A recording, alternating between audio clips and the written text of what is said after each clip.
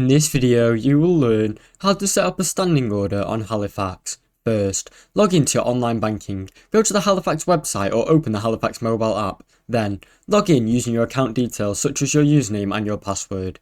After that, navigate to the Payments and Transferred. Once logged in, go to the Payments and Transfer section. Under the standing order, look for the option to set up or manage standing orders.